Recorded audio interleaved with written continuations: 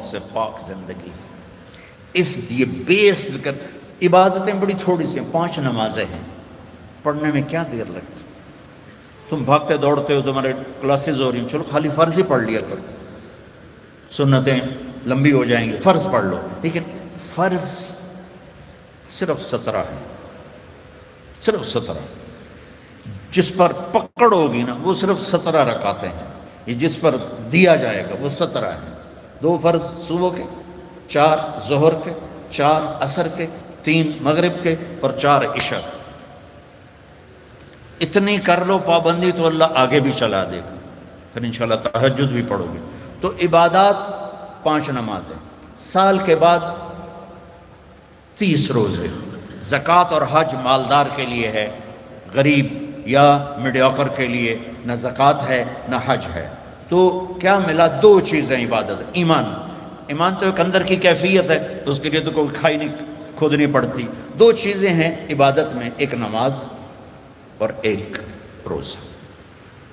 روزے میں گنجائش دی ہے، سفر پہ ہو معاف، چاہے ایئر کنڈیشن گاڑی میں جا رہے ہو، مسافر ہو معاف بعد میں رکھ لینا، بیمار ہو معاف بعد میں رکھ لینا، نماز معاف نہیں. مجھے ہارٹ اٹیک ہوا تو مجھے ہلنے نہیں دیتے تھے، یقیناً ایسے ہوتا ہے. تو میں نماز کیسے پڑھتا تھا؟ لیٹ اللہ اکبر، اور جب رکوع کرنا ہوتا تو بس آنکھ کا اشارہ ایسے کر دیتا تھا. جب سجدہ کرنا ہوتا تو تھوڑی سی گردن نیچے جھکا دیتا تھا. میرا اللہ کہتا ہے قبول ہے، لیکن چھوڑنی نہیں ہے.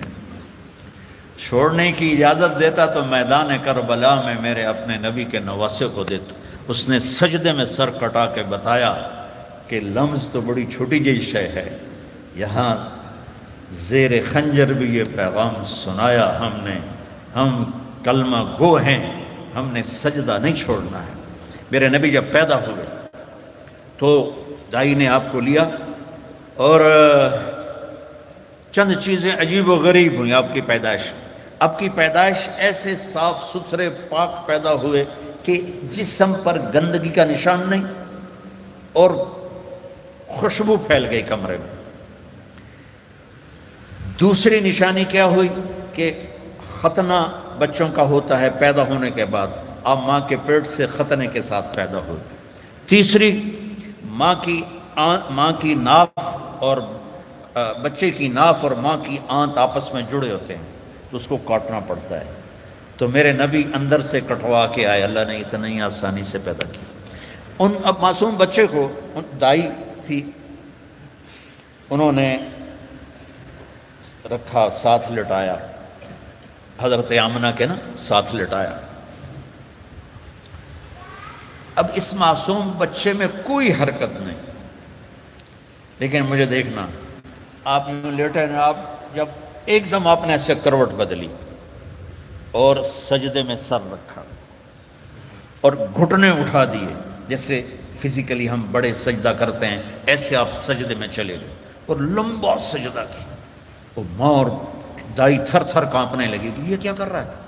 پھر اس کے بعد آپ نے دونوں ہاتھوں کے اوپر پریشر کر دے کے سینے کو اوپر اٹھایا، پھر اس ہاتھ پہ پریشر دے کے اس ہاتھ کو اوپر اٹھا کر ایسے شہادت کی انگلی اوپر اٹھائی تو سارے کمرے میں نور ہی نور پھیل گیا. تو میرے نبی نے اعلان کیا سجدہ لے کے آ رہا ہوں. میرے نبی کے نواسے نے سر کٹا کے بتایا کہ سر تو کٹ سکتا ہے، سجدہ نہیں چھوٹ سکتا. یہ سختی سے نہیں، اندر سے پڑھی جاتی.